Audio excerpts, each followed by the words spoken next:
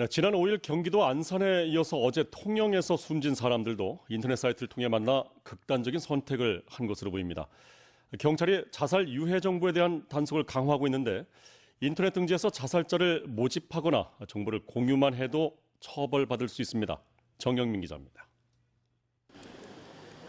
지난 5일 경기도 안산에서 20, 30대 남녀 4명이 숨진 채 발견된 사건. 통영에서 남성 4명이 숨진 사건은 동반 자살을 했다는 공통점이 있습니다. 또 사망자 모두 거주 지역이나 연령, 직업 등이 달랐습니다. 이들 가운데 25살 정모 씨는 숨지기 전 SNS에 자살을 암시하는 글을 올렸던 것으로 확인됐습니다. 때문에 경찰은 이들이 인터넷 자살 사이트를 통해 만나 목숨을 끊은 것으로 보고 있습니다. 한 명은 자살을 이전에도 할 기라고 하는 것 같고, 그다음에 그럼 어떤 근거로요?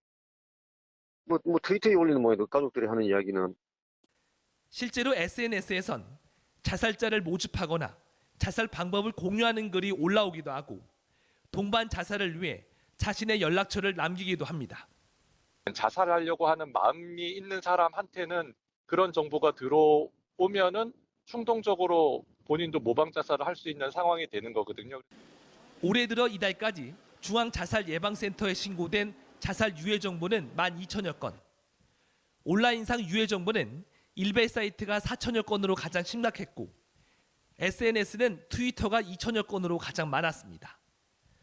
자살 사이트를 운영하거나 모집하는 행위는 형법상 자살 방조죄에 해당해 최고 징역 10년 이하에 처할 수 있습니다.